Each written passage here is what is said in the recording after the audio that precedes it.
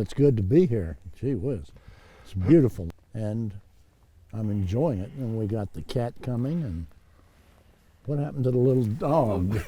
Now, what are you going to do with the cat? It'll just pet it. It'll sit there. There we go. Oh, I really appreciate this. Do you want the dog? You know how I love cats. Just tap its butt so it sits down. Yeah, I'm just a little worried. No, just push the button. Okay. Just a lovely situation that you got me in. There. Yeah, all right. That's just nice.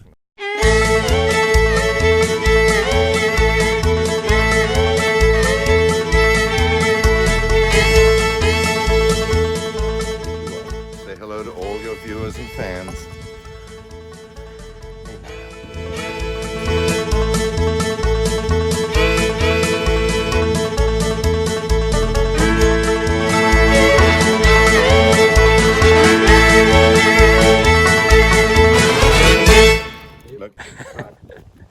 There we go. Nice. Bonjour France, konnichiwa, nihon. Buenos dias, España. Happy Thanksgiving to all our friends around the world. I'm your host, Phillip Morris, along with my love of my life, Night Owl. Welcome to the premiere episode of Night Owl Riders weekly broadcasts, where we'll be covering an adventurous variety of topics, interviews, and lifestyles. Be sure to tune in 6 a.m. USA Central Time every Sunday to see what we're up to next. Remember to share it with your friends as we all ride together on this fascinating life journey. Today I'm with Night Owl at her boarding stables at the Family Orchard Farms. I'm going to introduce you to my best friend and mentor, the world-renowned attorney, Mr. Frederick Levin. Welcome, Fred. It's good to be here. I'm glad you're here. Although I'm about to freeze. Yeah, it's a little cool. It's about 58 degrees. Winter's coming in. Not that Night Owl would mind. She's just come down from Ontario, Canada, so she's used to the cold. So let's talk horses now that you've bonded with Night Owl and given her treats. I understand that you have a horse. It goes way back several years ago. Rocky Hard, who's a jeweler here in Pensacola, had a friend and a fellow jeweler from Spain coming to town and wanted a place for him to visit for about a week. And we had the penthouse over at Portofino, and nobody really was staying there. And so we said, sure, have him stay at the penthouse.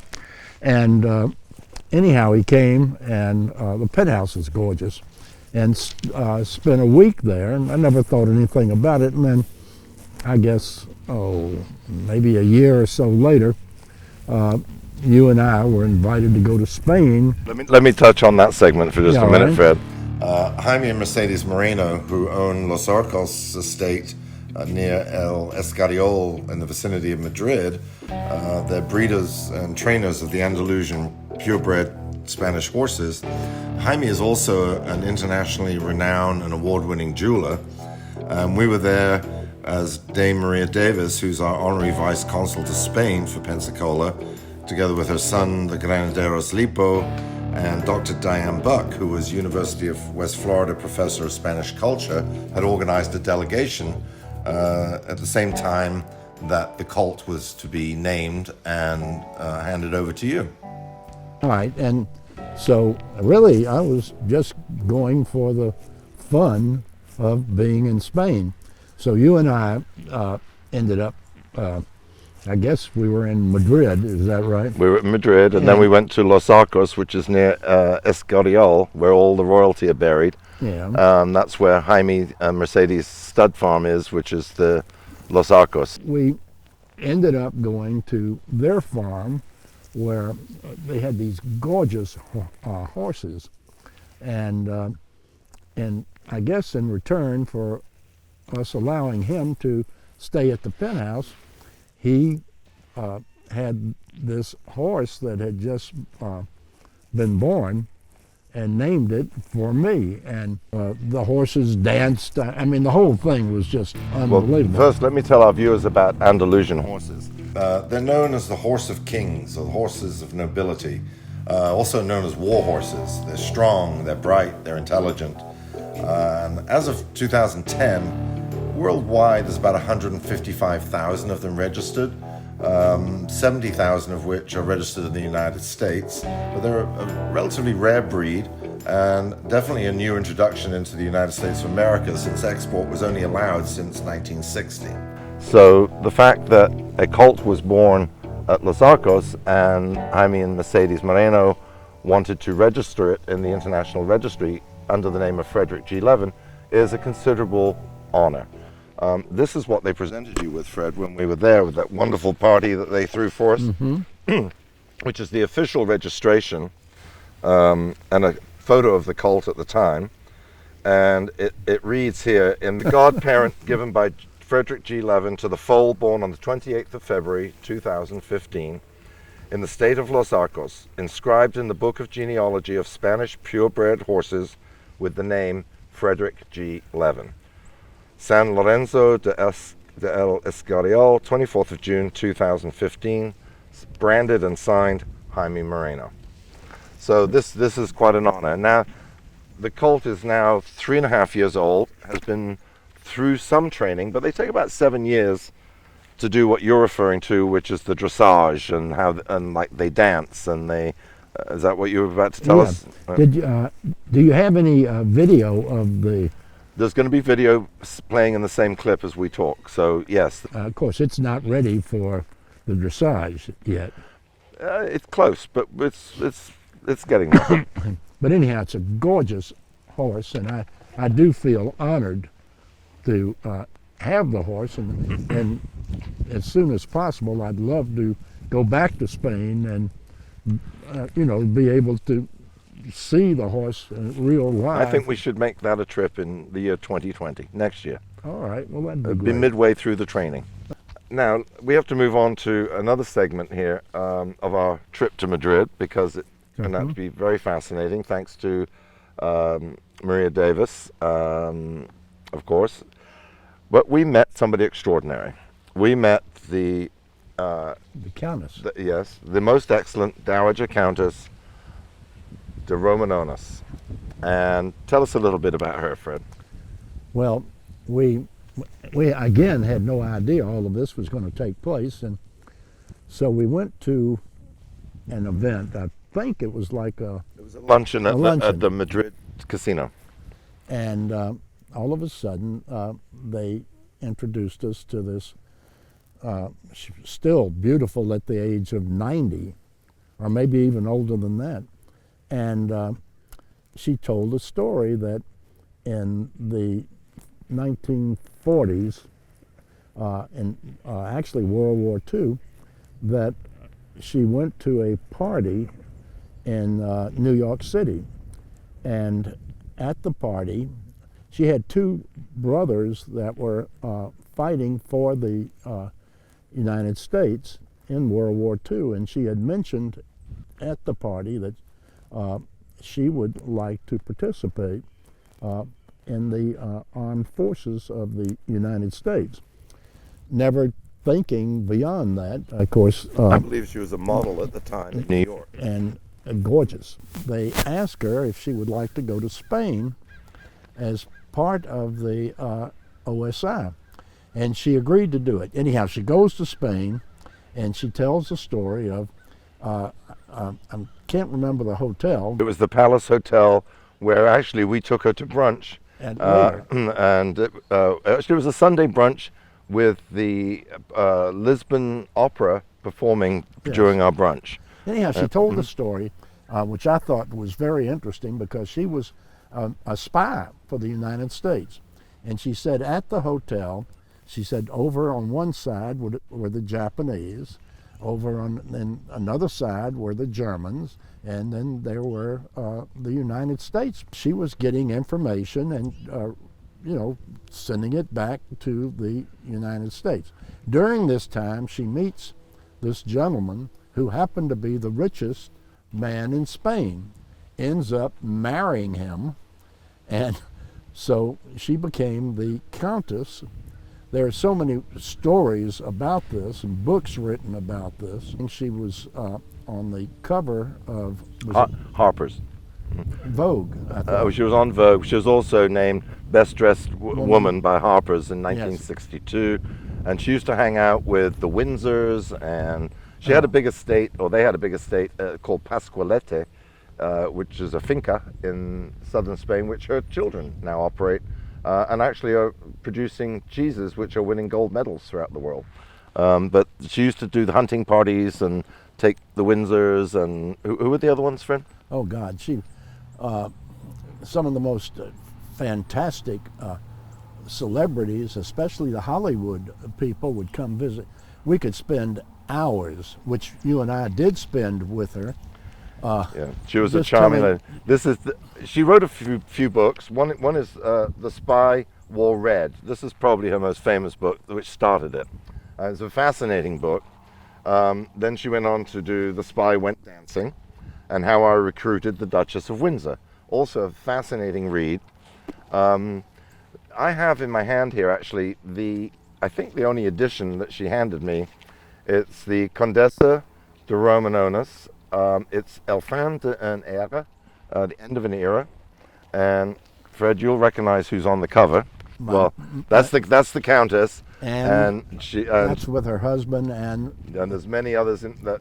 All the Hollywood set. one of the real quick, interesting story when I think it was the Nazis realized that she was a spy, and she was living in this apartment in Madrid, and a friend came, and she let the friend spend the night because she was going somewhere, and the Nazis came in thinking it was her, ended up murdering the friend. Yep. And this was among many stories she told us. She had some narrow escapes. Yes. She was there with everybody, And very glamorous, and she went around the world and met a lot of fascinating people from very high places. And she was, I'm glad we met her. She was a God. delightful lady. I think she'd have liked to spend some more time with you, Fred. well, and I would have liked to have spent more time with her. She ended up and just recently passed away at the age of 95. She did. May she rest in peace. Absolutely. Yes, and I mean, there were so many people. We had actually discussed, she was about to give me the rights to her life story, which is what this is. This is the manuscript that would be based on, that she gave to me. But unfortunately, she was not particularly healthy at the time. She had emphysema, and anyway, unfortunately, she passed away before we could embark on that journey with her. But again, a remarkable woman. I'm glad we met her. Our time in Madrid was fantastic, to say the least, and we look forward to our next visit there. We'll have to stay at the palace again. Yeah. See how many Well, spies are hanging out she continued to be a spy. until the age of 80, Yes. unbeknownst to her husband. So Yeah. she became CIA. Yeah. And went all over the world as a spy for the United States. Yeah. And Fascinating stories. She God. could go on for hours, and she did. When we went with Terry Levin, and it was yourself and myself. We went to her home and enjoyed a thoroughly interesting afternoon with her. Yeah, I'm just sad we didn't get more time with her. if the people who are watching this get a chance, the books are fascinating. A beautiful woman with incredible stories, and she and you hit it off real well. Good. She had all of the letters back and forth, and She did. And- Somewhere there in archives, she was a great archivist, historian. She kept all of the original handwritten letters between all of her society friends on her travels. and real quickly, you might tell the story of, we did have a luncheon that Sunday. The luncheon at the Palace Hotel, which is a gorgeous hotel, has an enormous stained glass ceiling, domed. And we had luncheon with her there that we invited her to. First time she'd set foot in the hotel in many years. And She had told us a little story about, she used to use soap back in the war days as currency when she went across enemy lines, because soap was a big currency and Spain makes beautiful soaps. So we gave her a little presentation of some handmade soaps in a little travel case. And as it happened that Sunday, it was the Lisbon Opera performing. So we enjoyed a wonderful time. And again, thank you, Maria Davis and Lipo. It was a delightful introduction and memorable. The one thing I remembered was she drove up, or they drove her up, and you went out and got her and brought her into the hotel. And even then, she had not been there in years, but when she walked in, they knew her. I mean, it was she was a very recognizable figure even then. She's very well known, especially in Madrid. She's superstar status. Yes, it was a highlight to walk her on my arm through the lobby of the Palace Hotel and introduce everybody. So, indeed. So we've moved inside to a different location. A little chilly out there today, 58 degrees. And we are in a wonderful cabin that came from Alabama, piece by piece, deconstructed and reconstructed by Todd Morris and Aaron Ball, who operate the family orchard farms here, where Night Owl is boarded. And it's a lovely location, and Fred and I are going to discuss a little bit of history. Outside behind me we've got Night Owl, and as you can see, Night Owl's alter ego, who you'll get to meet on various journeys wherever Night Owl can't join us. So Fred, we're going to talk a little bit about Pensacola. I see the insignia on your jacket is the Blue Angels. And we know that Pensacola, Florida is the home of the Blue Angels at the Naval Air Station. How did you come by the jacket with your name on it? Well, it's an interesting story. I guess it was 10 or so years ago. I brought Muhammad Ali to Pensacola to do an event for all of the high schools at the Pensacola Bay Center with Governor Childs. And as gifts for the governor and for Muhammad, we got the governor a jacket like this, and for Muhammad Ali, got him a jacket like this, and they looked so good, I said, do one for me. And they came from the museum out at the Naval Air Station. So anyhow, the governor got one, Muhammad got one, and I got one. Wonderful. Well, everything went fine, and then when you and I were in Boston, I guess a couple of years ago, and it was Veterans Day, and everybody went around to all of the veterans saying thank you for your service. Well, it was cold, and I was wearing the jacket, and we were in this restaurant, I don't even remember, it was a seafood restaurant, and the waitress came up and said, the desserts are, and it was a table full of people. We had about 8 of us there. The desserts are on us because we want to thank you for your service.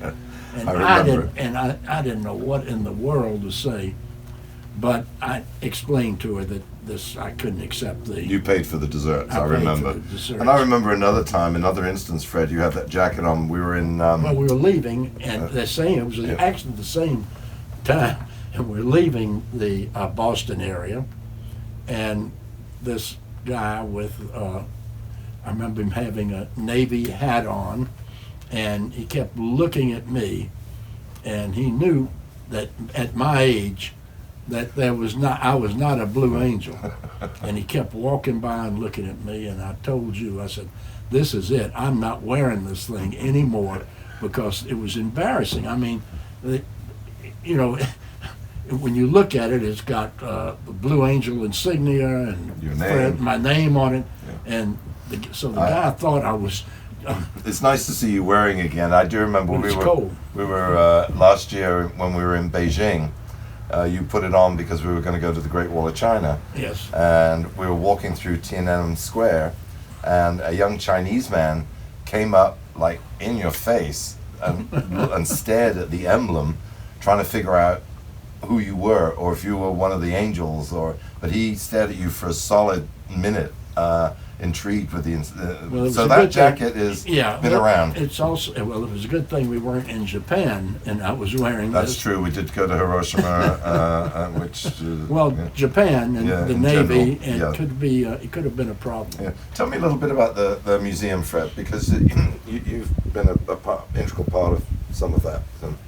Well, it's the Navy Museum. Actually, it's Naval Aviation Museum yeah. is on at the On Naval the base. Aviation Station on the base. and Get about 1 million visitors a year. yeah, it's like in the top 2 or 3 tourist attractions in the state. And for anybody who hasn't seen it, it really would be something. I mean, they have everything from the start of aviation all the way through. They have the Enola Gay, Yes. as a matter of fact, that dropped the bomb. Yeah, The- and they've got I think the seaplane is there that where they signed the Japanese surrender. yes. Anyhow, it's fascinating, but there's something more close to home there regarding your family, I believe. Oh, yes. On the second floor, there was a recreation of Pensacola right before World War II. And my dad had a pawn shop on Palafox Street in Pensacola, and they not just recreated, they got a lot of the, remember the cash register and the different things, and that was part of. It's part of the tour. They recreated like a miniature Palafox. Palafox Street of Pensacola, yeah. all about the history. Yes. So it's a fascinating place. And right across the water from that is the Santa Rosa Sound, as you go towards the Gulf of Mexico, is Fort Pickens. Another wonderful, wonderful area to visit. It's where Geronimo was held in jail. All of Pensacola Beach. You have the Portofino Resort and Spa development that your brother and Terry and Alan and Terry and yourself were all involved in. And Pensacola has a lot of history behind it. We'll get more into that as we do another episode and take a tour of downtown. Yes. But it is known as the City of Five Flags, so there's a lot to tell. On the note of the naval aviation, we both want to thank all you servicemen and women out there protecting everybody. Thank you for your service. Appreciate it.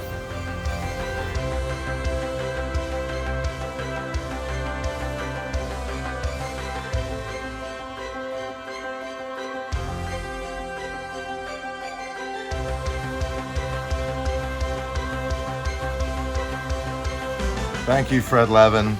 You lead an amazing life, and you continue to do a huge difference for everybody on global justice. We appreciate you. So that's a wrap for this episode, the first of many. And thank you, our global friends, for tuning in. We hope you've enjoyed it, and we'll see you next week, episode 2. I'm going to tag you, 6 a.m. Sunday morning, Central Time. I'm not going to give any spoilers out. Have a great week. Sign up your friends so they can join in with our travels. Peace.